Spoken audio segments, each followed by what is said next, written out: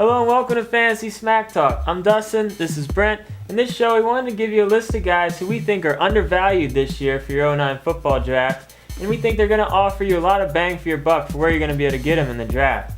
First guy is Anthony Gonzalez. He's gotten a little bit better each year, and we think he's going to continue to do that now that he's going to have a chance to start with Marvin Harrison moving on. We think the Colts are going to totally rebound this year and have a great offensive year, and we think Gonzalez is going to be a big part of it. He's going to be on everyone's sleeper list, but we think you're going to be able to get him late enough to where he's still going to offer a lot of value. Absolutely. Next is another wide receiver, and that's Chad Ochocinco. Let me put this very bluntly. He's not going to be nearly as bad as last year. Last year, he had a guy from Harvard named Ryan Fitzpatrick throwing the ball. That's just not Carson Palmer. Look for him to bounce back to the Chad Johnson of old. Good old Ochocinco. What a name. Come on now.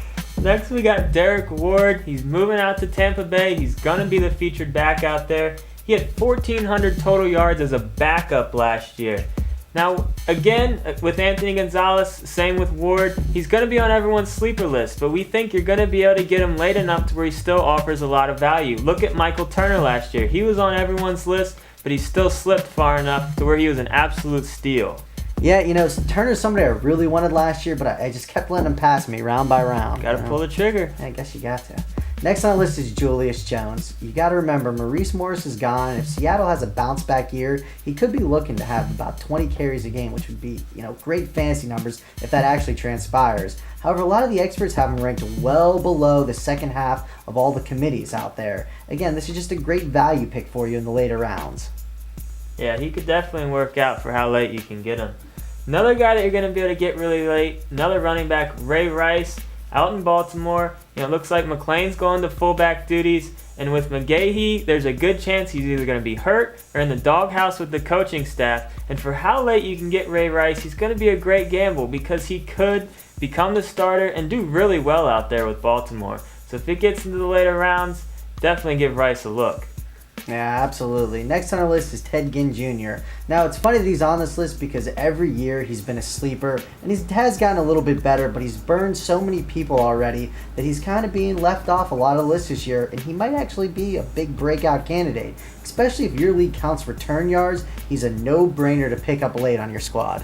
Yeah, you definitely got to check your league settings before draft day and see if you do get points for return yards, because that's a nice little bonus. Next on the list is Steve Slayton. Awesome rookie year. Over 1,600 total yards for Slayton. And you're probably wondering why he's on this list because most people have him ranked fairly high, but we've seen him ranked as low as 12, and we don't really understand why he's not in the 6, 7, 8 range because he's on a great young offense, and all signs point to them having another great offensive year. And there's no reason to believe that Slayton isn't going to be able to produce the same type of numbers, if not even better, this year. Yeah, and back to league settings. If it's a point per reception league, bump him up even more. 50 catches last year. That's just crazy. He's a rookie. Next, we got Carson Palmer. Now, he's coming back from an elbow injury, but all the local papers, including Carson and Chad and everyone out there, says he's 100% good to go, so we got to take him at his word. Plus, also this year, experts have him ranked as your number 11, 12, sometimes even 13 quarterback, which is crazy. 2 seasons ago, he was a top 5 quarterback. If you can get this guy as your backup, you got a pretty good squad already. Yeah, not a bad backup there. Pretty big upside there. And next we got another Bengal, but Cedric Benson. But the Bengals, you got to remember, 07, they were one of the best offensive teams. Last year, obviously they were terrible, but a lot of people are forgetting about them this year. Benson ended last season really strong. If the Bengals can get anywhere close to their 07 numbers, Benson's going to be a huge part of it. Look for him to get close to 20 carries a game. If he can stay healthy, I'll even say it, I wouldn't be surprised if he had 1,300 total yards. Yeah, some of us aren't Bengals fans here, but I got to give them some respect. They do have a lot of upside for this season coming up. And last on our list is Joseph Adai. And I know, oh no, he's in a timeshare situation with Donald Brown. Yeah. But he's already done that. He did that with Dominic Rhodes for a few seasons and did just fine. Gotta remember, this guy last year was a no-brainer first-round pick. Now, last season, he did, it was definitely a down year, but it was an injury-plagued year for him. And we think that the Indianapolis Colts are going to give him every opportunity to be that featured number 1 back yet again. Just, he's going really late in a lot of drafts. Just don't let him slip by in yours. I mean, Larry Johnson.